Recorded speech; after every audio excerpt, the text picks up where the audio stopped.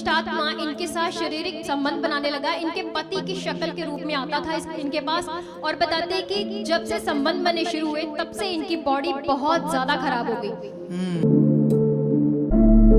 बताते कि होश नहीं आती थी, इतनी ज्यादा सिर्फ ऐसे गुमसुम रहते थे, बस बोलते भी नहीं थे, कोई बातचीत नहीं करते थे और बस गुमसुम हो गए थे। जी इनको भूख भी इतनी ज्यादा लगती थी कि 5 टाइम पेट भर भर कर खाना खाते थे, तब भी उसके खाना खाने के बाद फिर ये कहते थे कि मैंने कुछ नहीं खाया, मेरा पेट पूरी तरह से खाली है। 5 टाइम खाना खाती थी फिर भी कहती थी मेरा पेट खाली है। जी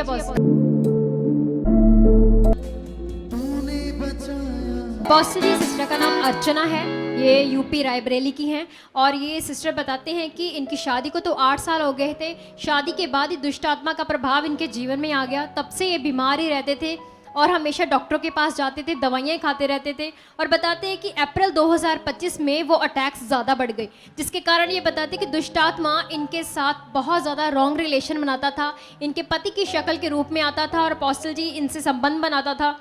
तो उसके कारण ये बताते कि सारा दिन इनका जो शरीर था पूरी तरह दर्द में रहता था, सर पूरा भारी रहता था, चक्कर बहुत आते थे, कामकाज नहीं होता था इनसे और सारा दुष्ट आत्मा का प्रभाव इनके ऊपर हमेशा रहता था। उसके बाद ये बताते हैं कि अपोस्टल जी इनको भूख भी इतनी ज़्यादा लगती थी कि 5 टाइम पेट भर भर कर खाना खाते थे, तब भी उसके खाना खाने के बाद फिर यही कहते थे कि मैंने कुछ नहीं खाया, मेरा पेट पूरी तरह से खाली है। ये इसका हालात बता दोबारा। अपोस्टल जी दुष्ट आत्मा का प्रभाव था जब इनकी शादी हुई 8 साल से, उसके बाद 8 साल शादी से जी, और बीमारी रहती थी, कभी कुछ कहीं दर्द कभी कहीं दर्द, कभी कोई बीमारी कभी कोई बीमारी जी।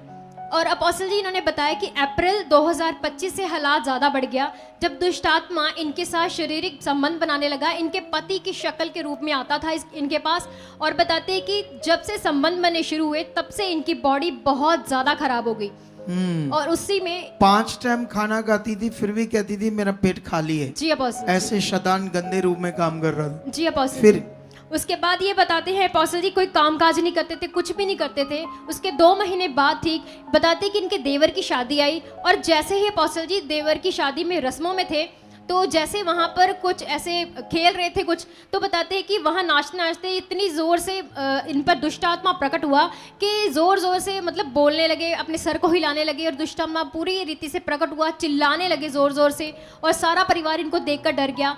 अपोस्टल जी तभी इनको लेकर तांत्रिक बाबाओं के पास भी गए, बहुत कुछ किया इनको, लेकिन बताते कि जो दुष्ट आत्मा का प्रभाव था इनके जीवन से बिल्कुल भी नहीं जा रहा था और ज़्यादा खराब होते जा रहे थे और बताते कि होश नहीं आती थी, इतनी ज़्यादा सिर्फ ऐसे गुमसुम रहते थे, बस बोलते भी नहीं थे, कोई बातचीत नहीं करते थे और बस गुमसुम हो गए थे।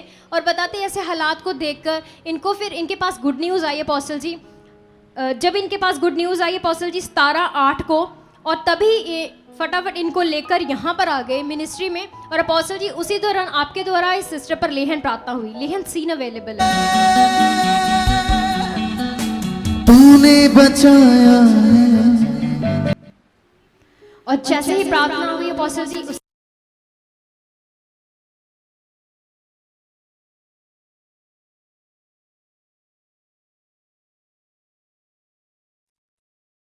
इस गवाही के लिए जोर